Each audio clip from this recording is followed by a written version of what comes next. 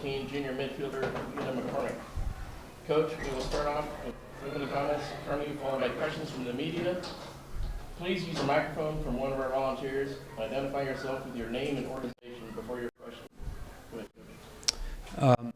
Nice to be sitting here right now. As we just told our team, there are over 350 Division I teams, and only 2 get to play on the last night of the fall. And they've earned the right to play on the last night and play for a national championship. So resilient effort from our team, obviously a phenomenal goal from Ree here. And we are proud, elated to be moving on. And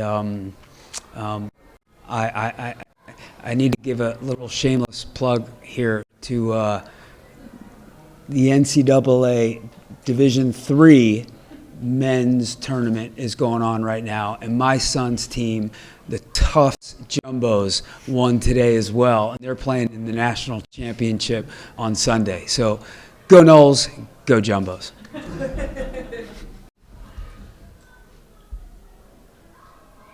Any questions? Coach, Victor from Top Drawer Soccer. Hard-hitting question for you here. The shorts, is this superstition? What's going on? Yeah, it's a little bit of superstition and a little bit of idiocy. But honestly, I've done it for so long that I get nervous about potentially putting pants on, because then that potentially sends a message to the team that, oh man, maybe it is cold. And now does that mess with their head? So, but tonight was actually a pretty nice night, right? I mean, we trained yesterday morning and the feels like temperature, I think, was 8 degrees, right? But today was probably touching 40 at kickoff, and it was fine. So. And then follow-up question for you here. So, second College Cup in 3 years for you. When you took over the program, what went into reaching this level and being able to maintain it for this many years in a row? Yeah, I mean, a lot went into it. I took over the team in 22, the reigning national champions, right? And a lot of veteran players who had been to the College Cup and won a College Cup. And so I had to be the learner, right? And they were the teachers. And I needed to be a good student, and they taught me well. And when you have good players, obviously you weigh in and you coach and you do certain things, but then you also find your moments to let them take over, right? And have a player-led team. That's why you recruit high-level players, right?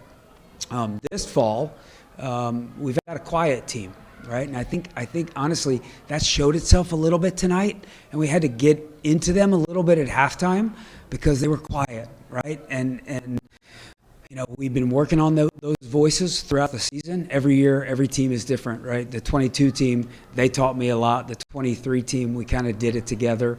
And now here we are. And we've got a phenomenal team, phenomenal group. But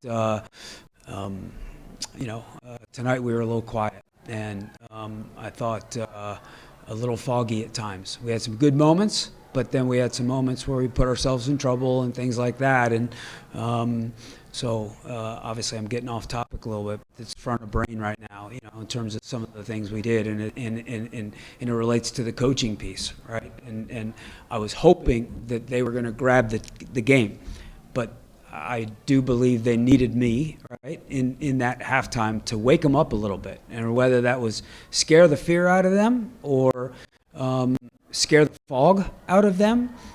They needed to be a little bit better, a little bit sharper, right, and a little bit more lethal in their defending and when they had the ball. And so every year is different, every team is different, and that's the deal. And then last question for you, a little bit more tactical here. What went into the decision to go with the 2 forwards? Was it just seeing TCU's back 3 and looking to take advantage of that? We've been playing with 2 forwards since early September. We started the season first 4 or 5 games in a 4-3-3, then changed to a 2 front because we thought that suited our players, right? Every shape has to suit the players. We did like our 2 against them tonight. We didn't know what they were going to do with their wide backs, right? But they left them home, and it left Ree and duds against 4 backs a lot of times, and so it was hard, right? That's where we were able to have some possession, because in the rest of the field we were 8 versus 6, right? And their wide backs weren't really stepping. So there were a couple opportunities we found Ree and duds into the channels, into that space, but they did a really good job defending at the same time. So I think Ree is good when she's got someone close to her. I think Duds is good when she's got someone close to her, and you saw, especially with Duds, their want to get a second defender over there so quickly, right? And that's a little bit harder to do if Duds has someone really right next to her, and obviously 3 underneath her in the 4-4-2 diamond. Thank you. Any other questions? Chris Gutierrez with Frogs today. I know it's warm in Tallahassee, bro, but you roll out here in shorts, and the people in the crowd are like, man, this guy. What's up with the shorts? I've just done it for a long time, and I like my shorts. I am superstitious. These shorts are actually, they're still garnet, but they're starting to look a little pinkish, right? Because I've been wearing these since 2022 when I got there. If it was brutal, I would have changed, but it wasn't brutal. It was all right tonight. Did you get an explanation on the handball in the box? Yes. And what did you think? What did they say?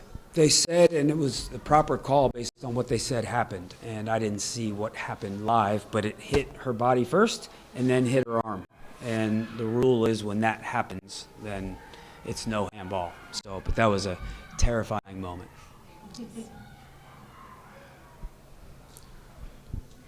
Ree, when you get that cross from Sophia near the end of the game and you're able to score the first goal, what emotions went through your head? I saw all the girls on your team on the field tackled you at the end. What was that like for you? It was amazing. I just really want to keep on playing with these girls, all my seniors. So being able to do that for them was so great. Yuna, what did you think of that goal? I mean, you can always count on Ree to score. There's no question. And it's just, as soon as that went in, I was just so happy and just so excited. But Ree really pulled through, and we were really excited. And you guys are about to go for the 5th title in program history. I guess, how do you respond after this game, and how do you go into Monday? I do agree with Coach that today we were a little bit quiet, but I think we can really learn from this game as a whole team and just continue to fight, especially with our game in 2 days. So we're just gonna have to keep on working.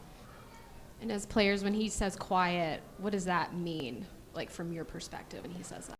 From my perspective, us not being assertive, not winning first balls, stuff like that, not showing up for each other. But I do think we didn't do that as much this game, unfortunately, but I think we can do it. We have all the capabilities to do it. So.